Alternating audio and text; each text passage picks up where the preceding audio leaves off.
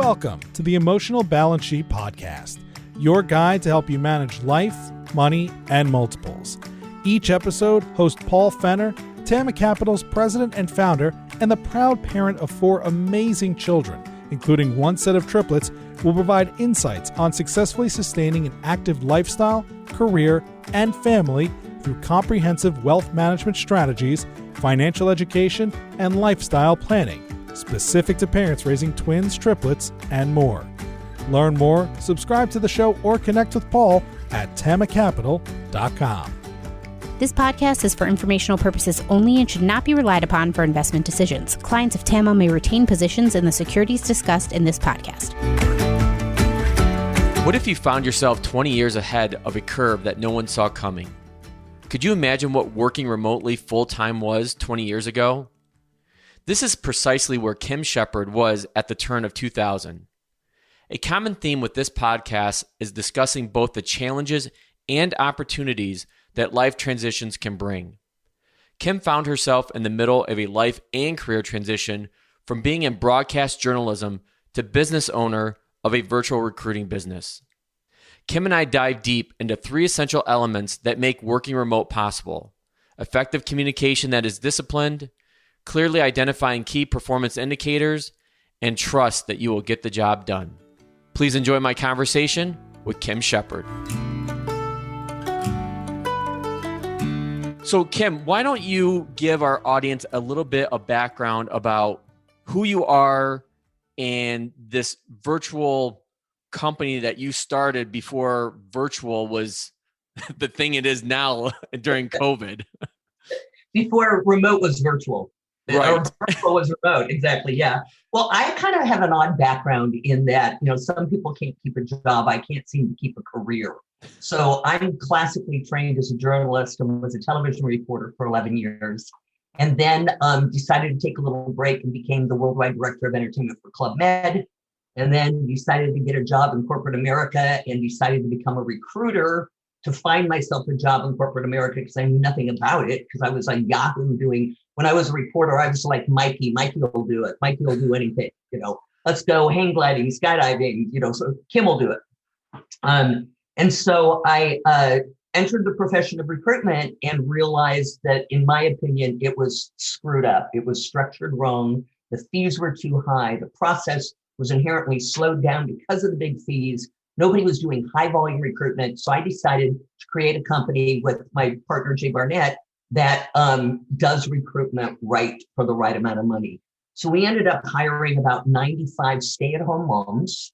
And in 2002, on the back of 9/11, that pandemic, nobody wanted to hire anybody. Everyone was frozen. I wanted to keep my people. So I decided to get rid of all expensive but people. And that turned me into a virtual company, just by nature of getting rid of cubicles and company cars and server rooms and all that stuff.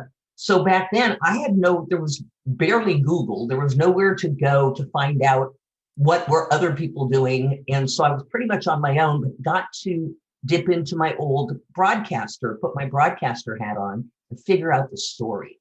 And so ended up going virtual in 2002 to retain our people. We retained all of them. Over the next 18 years, it would be ironic that I would have to talk against being virtual, saying we are a legitimate company. We have 100 employees in 34 states. We're in like 4 countries. We're legitimate. We're not a bunch of yahoos working from home. It's a virtual, legitimate company, and people didn't know to trust it. And then in 2008, on the back of what I call the stock market crash pandemic, my co-writer of the new book we've got coming out called Remote Work, which comes out May 26th, I helped him take his company remote. And so at least he had somebody to toggle with and somebody who had stepped in landmines like myself and could help him navigate through them. And so sold Decision Toolbox, which was a recruitment firm 2 years ago, to a rewards and recognition company out of North Carolina called Engage to Excel. And I stayed with them for 6 months to transition my people and then I technically retired. Yeah, we'll get into that as our conversation goes along, because I know you're not really retired. I missed the memo. Yes. So how did you get into recruiting? Like, how did you land because a lot of times I'm talking with people about life transitions, and going from a broadcast journalist to owning your own recruiting company sounds like a pretty big life transition. Well, and you drop 2 years with Club Med. That's right. Middle entertainment director, where you're barely clothed on some silly island, teaching goofy dances and stuff like that. So that was a complete departure. It's funny because when I decided to become a recruiter, I didn't really spend a lot of time looking into it. And I wanted to move to San Diego, California. And there was a company that was doing biochemical engineers and electrical all things engineers. And they reached out to me, and I took the job, and I was on the job for literally 30 days. And I said, hey, I'm pushing a boulder up a hill here, because there's so many recruiters in this space, and it's so quick for them to tell us no if we don't have something that differentiates us. But I have a girlfriend of mine who's an occupational therapist, and everybody wants to hire her. Can I just kind of carve out this little office to the side of your organization and recruit occupational, physical, and speech therapists? And it ended up, that company had like 12 offices and I don't know, maybe 40 recruiters. It ended up that my little therapy thing in the corner ended up generating more revenue than all of them combined. So my play here was, why doesn't one of my clients steal me away? Which is exactly what happened. They brought me to Laguna Beach. They gave me a senior vice president title. They said, we want you to hire therapists for our company. The more you hire, the more we grow. So I joined a $3 million company, grew it to a $100 million company in 4 years. Wow. And then they financed me to start up my own company. And while I was in limbo where you can't compete for a year, I stumbled across Decision Toolbox, which was doing about $700,000 a year in top line revenue. But they had the sticks and bricks that I needed. They just didn't know what to do with them. So 1 year later, we went from 700,000 to 3.2 million. And then the next year we went virtual. So Decision Toolbox was already there when you got brought into it. You mentioned you had a partner there at the time. Yeah, he and his wife. So it was a mom and pop shop, just doing a nice, quiet little business, but doing it right. And they had the right heart, and they had the right. It just felt right, and it was like this clay. Like, let me get my hands on this clay, because I can do something with this clay. And so I came in as originally sweat equity. And then ended up paying off a bridge loan that was due, and got more equity in the company and became the CEO. And then we just started growing it. So with Decision Toolbox, were you recruiting for specific industries or types of people? No. So we were intentionally all across the board with a focus on if you need a lot of them. So if you're Northrop Grumman and you need 1,000 aerospace engineers, use us.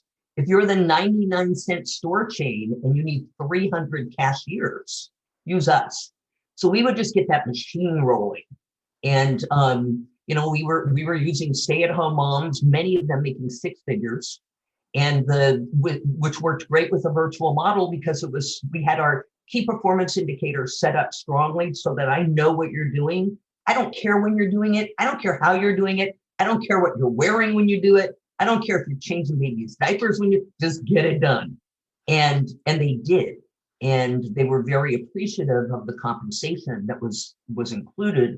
And the compensation varied on the better you were, the more money you made, based entirely on your performance. So I had recruiters that were making $40,000 a year. They would pull themselves out of the company and go to work for my competition, which was beautiful. And the good ones that were making $160,000 a year stayed put. So this magnet eventually ended up attracting the best and the brightest, and all the low-hanging fruit went away. We didn't have to let them go. They just took themselves out. And then they went, and there were maybe over the years, 100 of those people. They all went to work for my competition. So it was a gorgeous, gorgeous thing. So when you kind of, I don't know if stumbled is the right word, but when you went to this virtual model, did you expect it to kind of blow up before it, in a positive way, as it did? Because like, I think of it now, I'm like, to me, like I come across a lot of a few companies that I've looked at as far as like helping me with a virtual assistant. It seems like you were there, 20 years ago before it was a thing.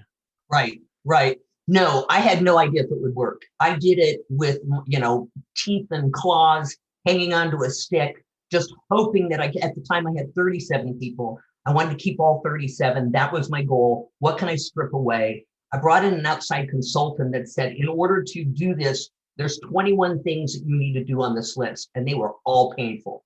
And we just went down and we did all 21 and we just stripped it away.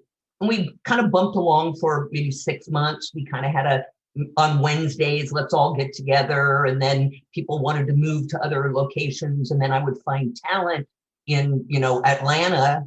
And that was a beautiful turning point when I realized I can now hire the best and the brightest anywhere in the world. And they can move anywhere in the world and I'm not going to lose them. And that was tested about, 15 years ago. My director of marketing, her husband was from New Zealand. And she called me up and she said, I need to leave the company. I'm pregnant and my husband wants to move back to New Zealand. And I said, well, let me ask you 2 questions. One, do you want to leave Decision Toolbox? And she said, no. And I said, 2, do you want to be a full-time mom? And she said, no. And I said, I have an office in New Zealand. Ta-da. And that's how, and then I ended up, my chief business development officer, he and his wife moved to Paris for 6 months. Fine. My chief technical officer fell in love with a woman in Poland. Fine. And so it was wonderful because we could keep it. I didn't care where you were. And accidentally it ended up that we had a manager, a senior level person living in all time zones. Nice. So that worked out well. It was total accident. So how did people find you? Like you mentioned, like an example of like Northrop Grumman or, a big chain that needed, cashiers. Like how did these companies find Decision Toolbox? Like how did they know about you? Well, I was everywhere. I mean, I was writing every article, giving every speech, building our sales department and coming in and closing the deals. And the way I would really close the deal is I would tell them a little bit about the company and I would say, listen, if you look at what I built a common sense, practical company at the right price and the right speed because it's the right thing to do. So with that being said, you want to work with my type of company. So now if it's just a matter of fact of can we fulfill what it is you need, here are examples of other, industries, locations, it didn't matter, that we've done as well. And then I would say that they would inevitably say, well, what's this going to cost me? And I would always say, I don't know yet. I don't know what your problem is. Let's back into your problem. And then I'll give you, I'm not taking something off the shelf and plugging and playing. I want to find out where the chinks in your armor are. What are your strengths? Do a true SWOT analysis. And then I come back into the pricing, but I know you'll like the pricing because it will be lower than you're expecting it to be because we're built on that low cost, high volume model. And it just selling by sharing and really wanting to solve a problem just got us a lot of business. And we were the good guys. Well, that sounds like, again, you were kind of ahead of your time because when I think of Tama and what I do and what business consultants do, if you will, today, I share a lot of information. This podcast is a great example of it. Having great people like you on to tell your story and sharing that experience and helping educate people. You never know where that spark's going to come from, or like, oh yeah, I need to reach out to that person. They could really help me. So this whole sharing by, selling by sharing or caring by sharing environment, again, it seems like you were well ahead of the time, whether you realized it or not. Thank you. Well, and also, being the helm of the company, I could get away with a lot. And I really believed my customer were my employees. Our clients were their customers, but my customers, my people, period. And if I treat my people right, then they treat the customers right. Conversely on that, every once in a while, you come across a fraud that you just do not want to kiss in a client. And like we had one time, I had brought in this bikini maker company, bathing suit company. And I thought it was just this great client. They were local and, they have a sexy product and I love them. And I liked the CEO. And I happened to catch wind in one of our virtual water cooler that we had, that nobody wanted to work with this client. So I got everybody together virtually and I said, why is that? And they were all like, she's mean and they're awful and she beats us up and calls us names and all this stuff. I had no idea. And it was universal. Nobody wanted to work with this client because this was a bad, mean client.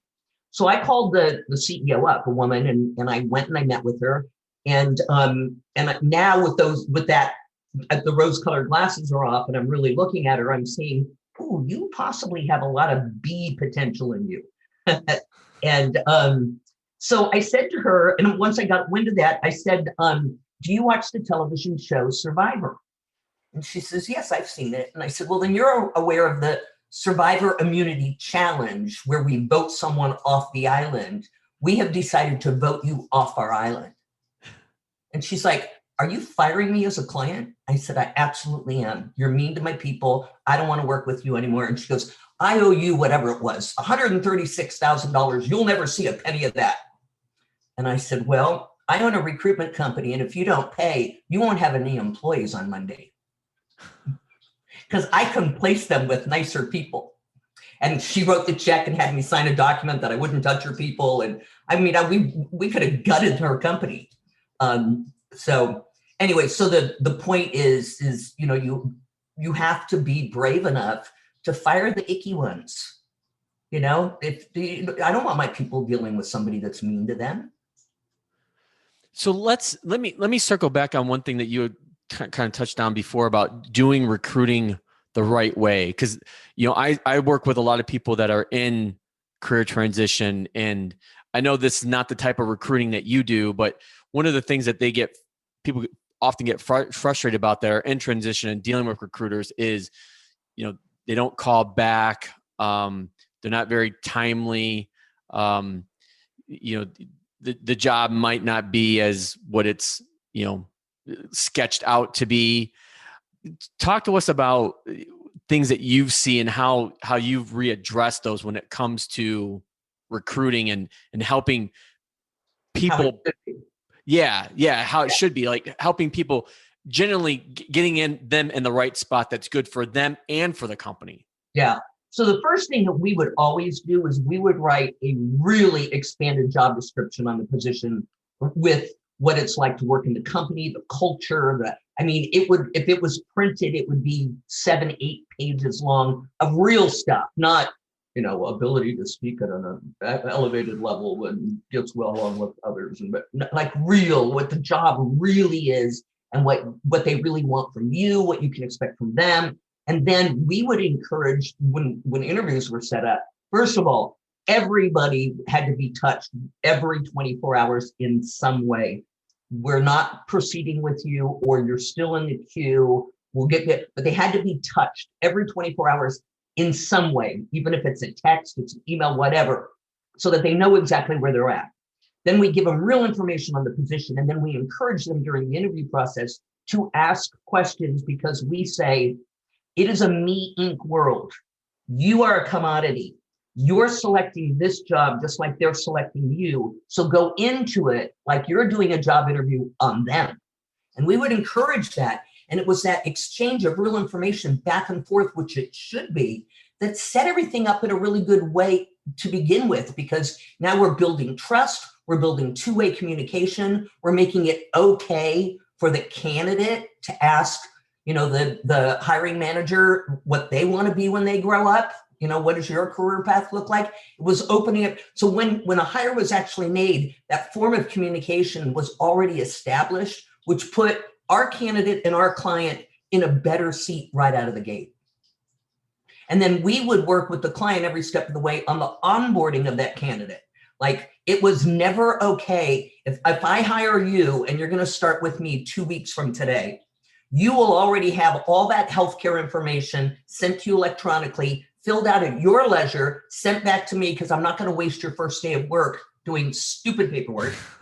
And you're going to be touched by the CEO or someone very elevated above you. You're going to have a game plan of exactly what's going to happen the first 5 days of your work. If you're virtual, there's going to be a knock at the door at noontime on your first day with my company, with Decision Toolbox. Lunch is going to be delivered, and you and your virtual boss is going to eat lunch together, just like if I could take you out to lunch. This is all going to happen with onboarding, because onboarding is so critical. Because here's what it says. It's way more than your first day of work.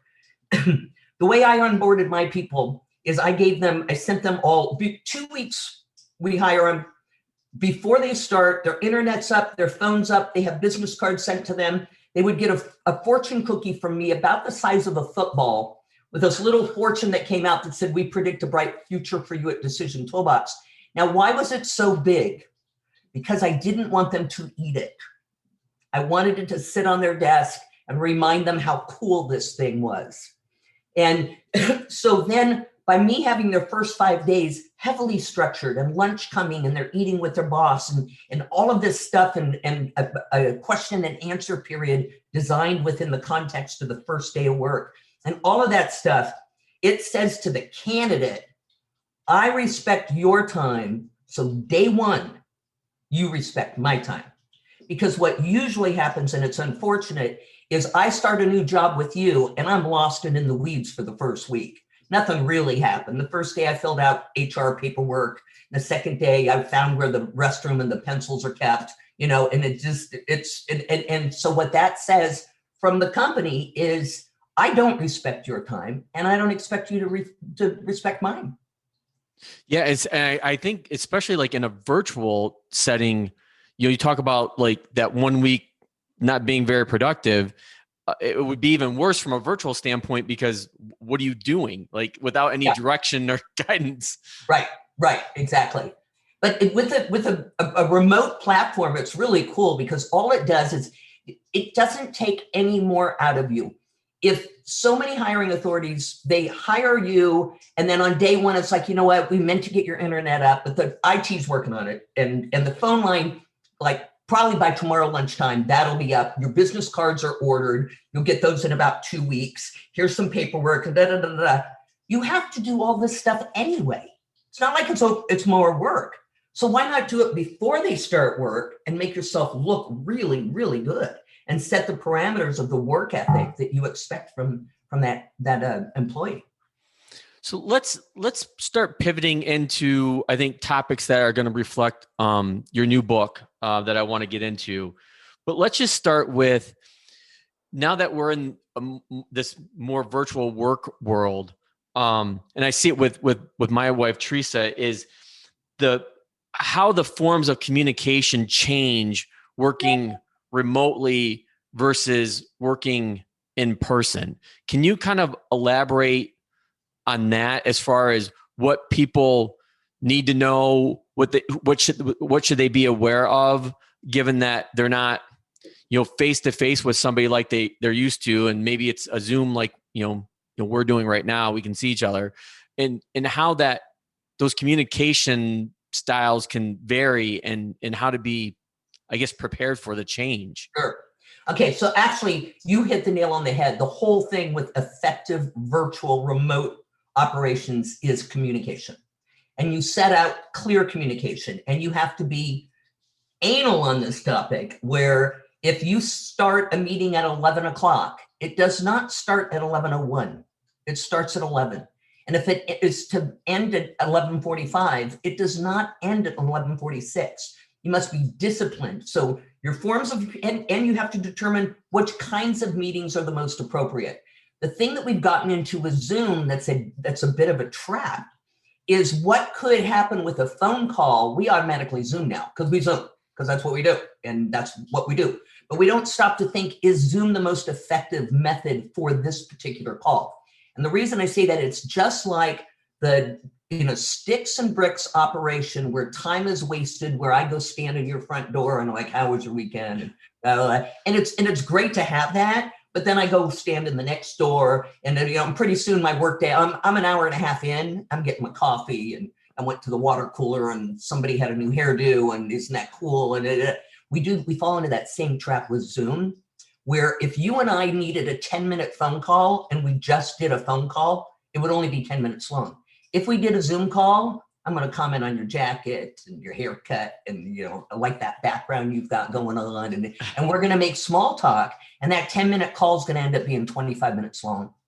So you need to determine what kinds of meetings that you need to have. There's informational meetings. There's tiger team meetings that I call where you're chewing on a topic and solving a problem, which I call killing cockroaches. It's a cockroach killing phone call. There's tsunami planning where you're planning, and this is all in the book, where you're planning stuff scenarios that haven't happened yet but could. What if Paul gets hit by a bus? What happens to Tama? So that's tsunami planning. You see the tsunami may or may not hit you, but you're going to plan for it anyway. There's about 15 different kinds of meetings that in the book that you can go to and say, this is the appropriate meeting. And then did you have a question in that? I did. Yeah. See, this is why I like Zoom when we're doing these, even though it's a podcast, because you can see me and I'm like, wait 1 second. I want to know, what's this killing the cockroach?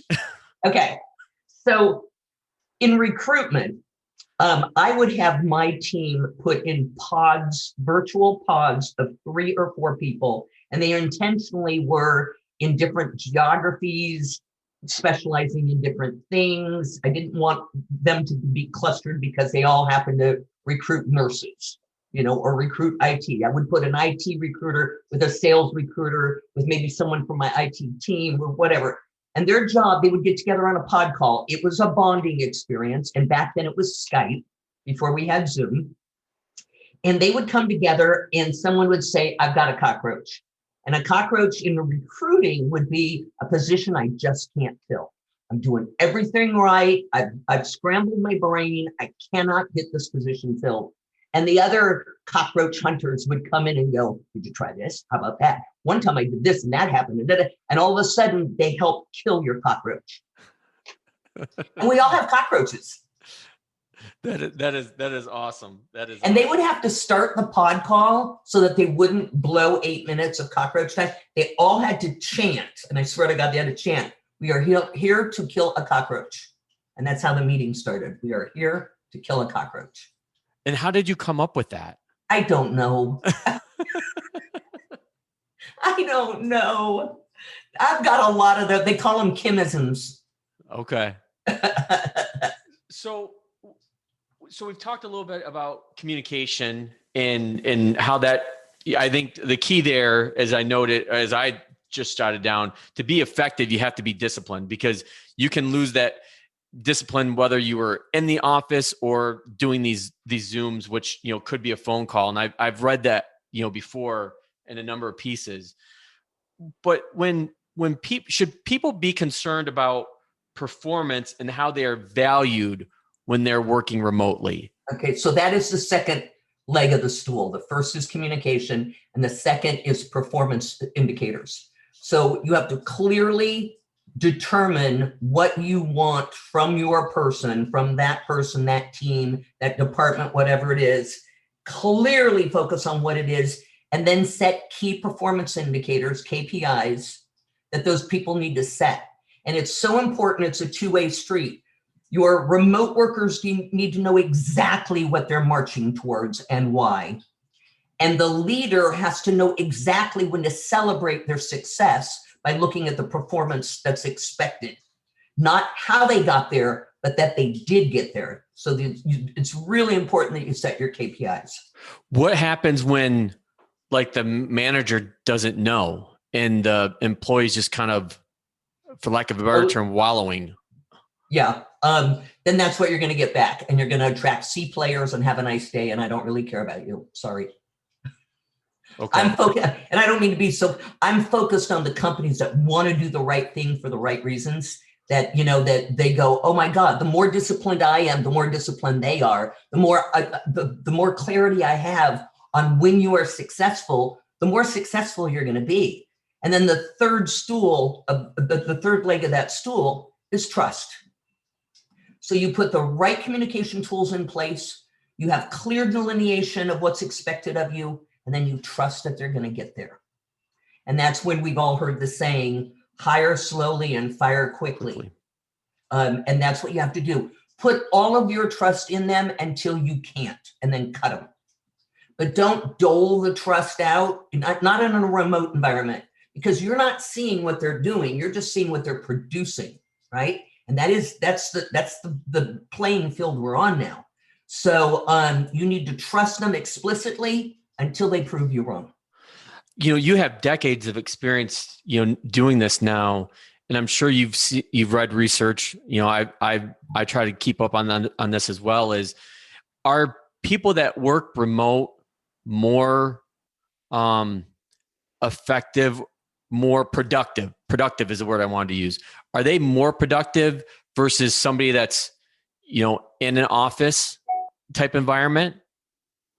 Well, it depends what you're expected from them. If they're what I call hamster wheel people that just need to move the hamster wheel, doesn't matter where they are, they're just moving the hamster wheel.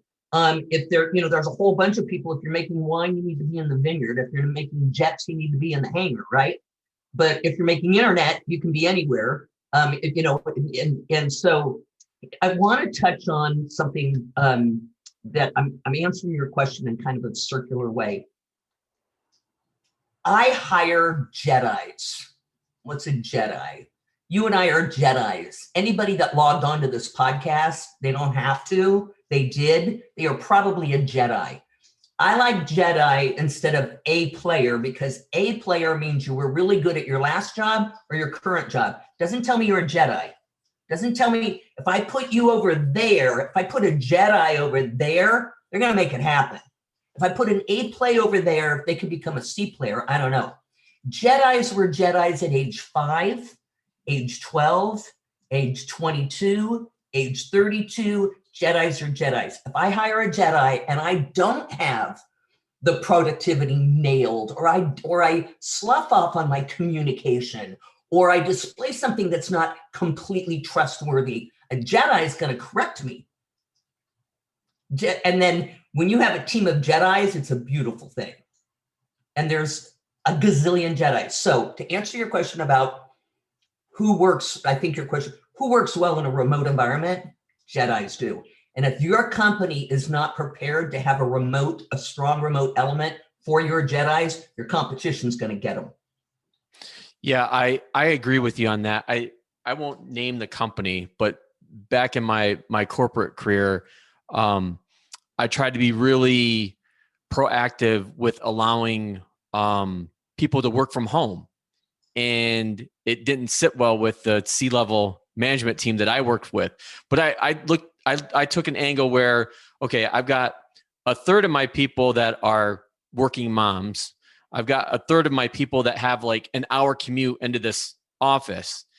And they worked round the clock to begin with anyways. And I'm like, why do they need to be here? I mean, this is not that long ago. This is like 5-6 years ago. And if I can save them, if I can help them not have to drive an hour each way, so 2 hours on the road, or to where they could, you know, get to their kids' soccer game, or get their, you know, daughters to dance class, or whatever it may be, I always thought that was going to make them more productive, and because they were a Jedi, they were going to get the job done no matter what. But sometimes as a manager, my hands were handcuffed as far as like, how much could I really give to a person besides like their 3% merit increase? And I saw the ability to be flexible and to give flexibility as a bonus, as a as a trust builder between them and me, knowing that we were going to work together and have this camaraderie and this communication where we had trust, and that's what it came down to. So it's funny, this whole COVID thing has really flipped this whole, I think, remote working from home on its head, because I know that a lot of the people that I've worked with, I see it firsthand with my wife, Teresa. People have worked harder and longer hours through COVID than they did pre-COVID. And I probably got 20 to 25% increased productivity out of my team because we were remote. The 2 hours that they're not commuting, guess what they're doing? Working. The hour that I'm not putting on mascara and looking pretty, guess what I'm doing? Working. You know, the time you're not shaving your legs, we're working. That's what happens. And that's what Jedis do. You know, what's interesting is back when I went remote, and I had mentioned that I had to convince people we were a legitimate company, even though we were virtual. And, some people just didn't believe us. Now it's so lovely 20 years later for me to look and go, guess what? If you don't go remote, or for whatever piece can go remote, if you don't do it, fall in love with C players, because that's what you're going to get. That's what you're going to get, because your competition is going to eat up the talent, because the talent wants to work from home, or the talent wants to work wherever talent wants to work. And you should be able to say, okay, you want a buy, your Monday and Friday, you're at home, and then you're in the, whatever you want. To a Jedi, you say, you design the environment where you will be the most productive, and I'll back it up. Now we still get a lot. And in my book, which by the way, I started writing in November of 2019 before COVID. And we got the actual title. The book is called Remote Work. You nailed that. I nailed that. And then this whole thing happened, and everybody went remote without any structure or whatever, without any planning. Just go home. We'll figure it out. Now they're going to start bringing people back, and they don't know what the heck to do with them. So I have a whole chapter in the book for the naysayers. Well, if I can't see them, I can't manage them. If I can't walk into their office, how am I going to be able to free flow on ideas? Like, you better figure it out. And so actually, that's where I wanted to go next, was to talk a little bit more about the book. I think we've hit the 3 key stools that you wanted to talk about. So communication, performance, and trust. But is there anything else that you think the audience should know about, from the book, and any Bites. Life hacks, if you will? Yeah. Well, the main one, forget the stools. The actual stool is something that my business partner and I created back in 2000, or 2002, when we were going remote. We set our motto, and our motto goes like this: design what you want, or deal with what you get. And that is, design what you want, or deal with what you get. And so everything that you do when creating or enhancing your remote posture has got to be by design. Your corporate culture, you have, in a remote environment, you've got this clay to mold that is really, really yummy, because you got more to play with. But by creating, virtual water coolers and, ugly sweater t-shirt contests and, all of these things, define what you want your culture to be, because every company has a culture. Here's the difference. It's either designed by you or for you. And you don't want the latter. You do not want the culture designed for you. And culture, which used to be considered a really squishy thing, is a very simple thing. Here's my definition of culture. How do you feel? That's it. That's the culture. How do I feel when I think of my company? How do I feel when I wake up in the morning? How do I feel about you? How do I feel? That is your culture. And it's as simple as that. So how do you want them to feel? Like, I wanted my people, my company, it was an ego-based company. I wanted to win every award for best boss, bitchin' employers, best place to work, workplace flexibility. I wanted to win all of those awards, because if I did, I succeeded in doing that. I wanted the company that drank the Kool-Aid. We sat around our virtual campfire and said kumbaya, and we had a big love fest. That's what I wanted to build. That's how I wanted everyone to feel. And we got there. That's amazing.